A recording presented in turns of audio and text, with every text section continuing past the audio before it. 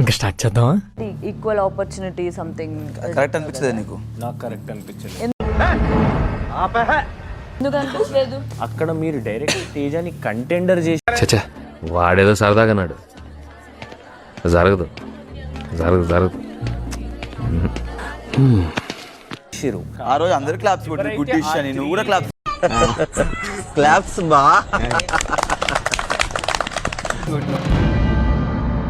అయితే ఛాన్స్ ఇవ్వడం స్కోపే లేదు. ఫౌల్ గేమ్స్ ఆడి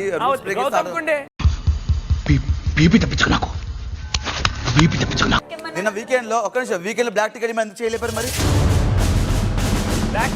అది ఉండాలి, దాంతో పాటు ఇది ఉండాలి. ఏమని చెప్పినా చెప్పింది కూడా నీకు లేదు, చెప్పేసి మళ్ళీ బ్లాక్ టికెట్ నాకు ఓకే అన్నావు, ఓకే అన్న తర్వాత మళ్ళీ లేచి నా పాయింట్ ఆఫ్ లో మళ్ళీ మళ్ళీ చెప్పాను.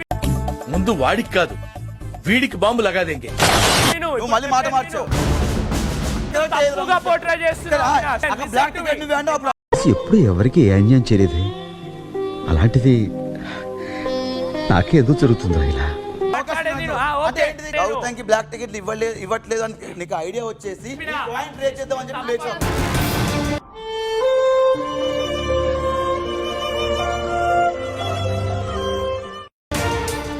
వేరేదో చెప్పకు. ప్రేరణ అసలు నీకు సంబంధం లేదు. ప్రేరణ అనయ్య, ఈ తొక్కలో మీటింగ్లు ఏంటో నాకు అర్థం కావట్లేదు. అక్కడ మనం అలా చెప్పకు. ఈ హౌస్ లో ఒకరికి అవకాశం ఇవ్వడం తప్పే కాదు, ఒక ఛాన్స్ చూస్తున్నారా వాడి చేష్టలు, వాడి బిల్డప్ తప్పే కాదు. రైట్ మేము తీసుకుని రాంగ్ అనేది అసలు నేను ఎప్పుడు అట్లా చెప్పాను, నేను రాంగ్ అనుకోను.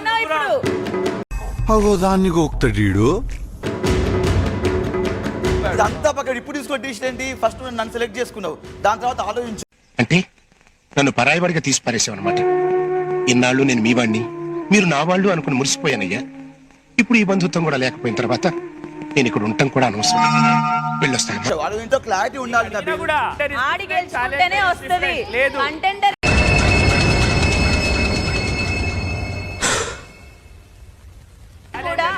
తేజ నువ్వు వాడు ఏం గెలిచావు మరి చెప్పలేదు. అది ఇప్పుడే చెప్పావు నువ్వు. దమాక్లేదా రాధిక నీకు?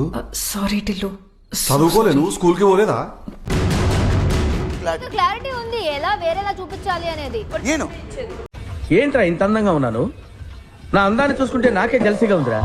ఇప్పుడు అదే కదా తెలుస్తుందమ్మా, తెలుస్తుంది. ఎవరు ఎలా చూపిస్తారు, ఎవరు ఎలా ఆడతారు అనేది అన్ని తెలుస్తుంది. ఓకేనా? మీరు మారరా?